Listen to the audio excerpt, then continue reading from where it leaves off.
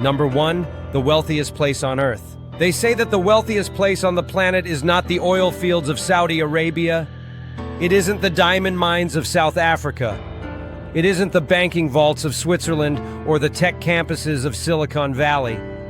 The wealthiest place on Earth is the graveyard. Because in the graveyard, you will find inventions that were never exposed. You will find best-selling books that were never written. You will find songs that were never sung. You will find cures for diseases that were never discovered. They are buried here because the people who held them inside were afraid. They weren't afraid of dying. They were afraid of something that, to the human brain, feels almost worse than death. They were afraid of failure. We live in a society that is allergic to the F word. We curate our lives on Instagram to show only the wins. We hide our rejections. We bury our mistakes. We treat failure like a disease that we might catch if we get too close. But today, we are going to perform an autopsy on failure. We are going to look at the ugly, painful truth of why you are stuck. And I'm going to show you why avoiding failure is actually the most dangerous risk you can possibly take. The art of losing. Number 2, the biological trap. To understand why you are paralyzed by the thought of failing, you have to look at your hardware. Your brain is not designed to make you happy. Your brain is not designed to make you a millionaire or a famous artist. Your brain is designed to keep you alive. 200,000 years ago, if you failed, it didn't mean you lost some money or looked stupid. If you failed to hunt, you starved. If you failed to build shelter, you froze. If you failed to fit in with the tribe, you were exiled and eaten by a predator. Failure equaled death. So evolution built a mechanism into your mind: fear. Whenever you step into the unknown, your amygdala, the lizard brain, screams at you, "Stop! Go back! It's not safe." But here's the glitch in the system. We no longer live in the wild. If you start a business and it goes to zero, you won't starve. If you ask someone out and they say no, the tribe won't exile you into the wilderness. If you post a video and get a mean comment, a tiger isn't going to eat you. Your biological hardware is misinterpreting social discomfort as mortal danger. You are running a Paleolithic operating system in a modern world. And this software bug is ruining your life. It is keeping you safe, yes, but it is also keeping you small. To become legendary, you must first acknowledge that your brain is lying to you. The fear is real, but the danger is not. Number 3, the Museum of Rejections. Let's look at the people we call geniuses. We think they have the Midas touch. We think they just woke up and won. Exhibit A, Walt Disney. He was fired from a newspaper because he lacked imagination and had no original ideas. He went bankrupt multiple times before Mickey Mouse ever whistled on a steamboat. Exhibit B, Harlan Sanders. At age 65, he was broke. He lived in his car. He tried to sell his chicken recipe to restaurants. Do you know how many times he heard the word no? 10 times? 50 times? He was rejected 1,009 times before someone said yes. 1,009 failures. One success. And that one success changed the world. Exhibit C, Thomas Edison. When asked about the thousands of failed experiments to create the light bulb, he famously said, "I have not failed, I've just found 10,000 ways that won't work." Do you see the pattern? We look at these people and we see the trophy. We see the billions.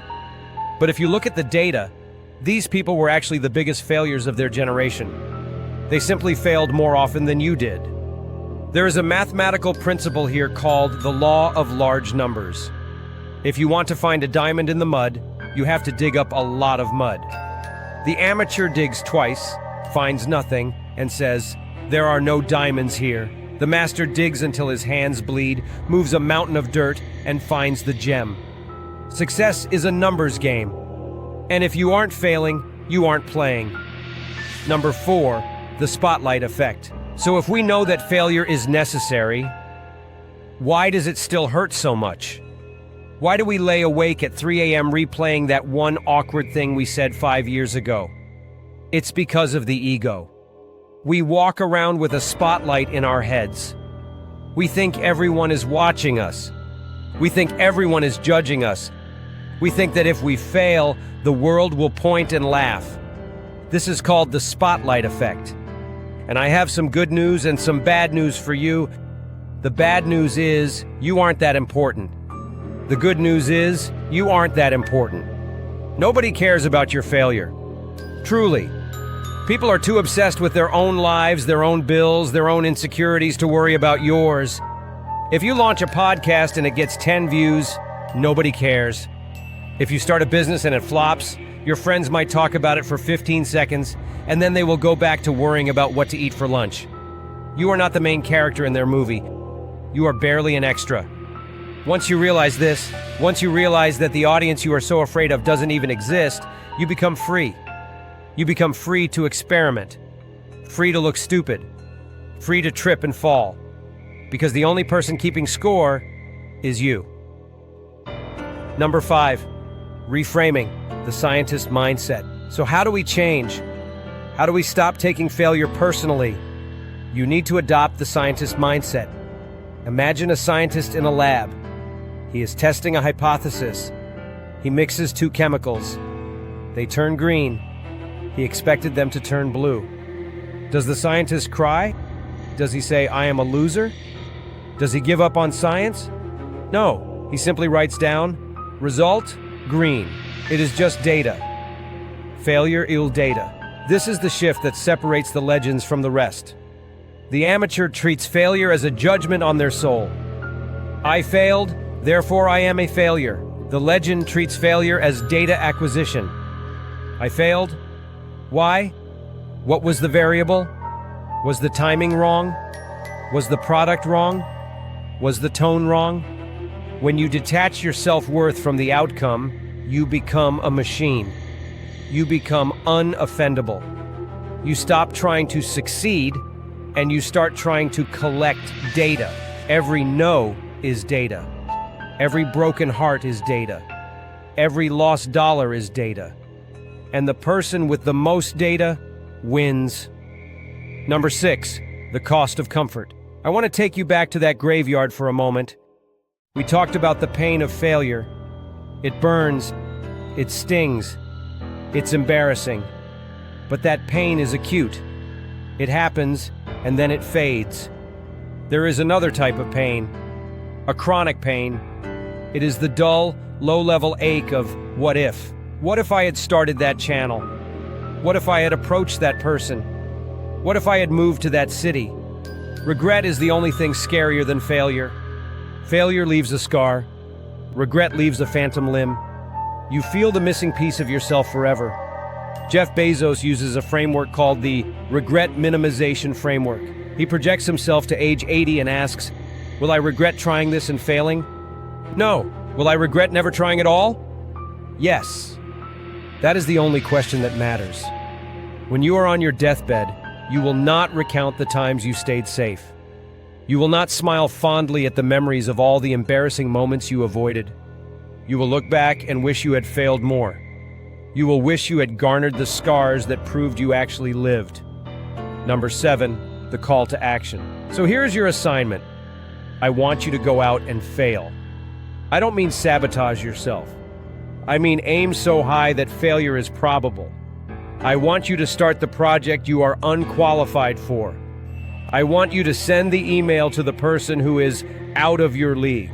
I want you to post the video that might get 0 views. Go collect your rejections. Go collect your scars. Wear them like armor. Because the next time you feel that pit in your stomach, that tightness in your chest, that voice telling you to turn back, smile. That feeling isn't fear. That is the feeling of growth.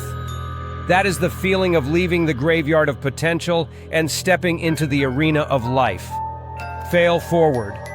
If you are ready to stop fearing the fall and start loving the climb, hit the like button.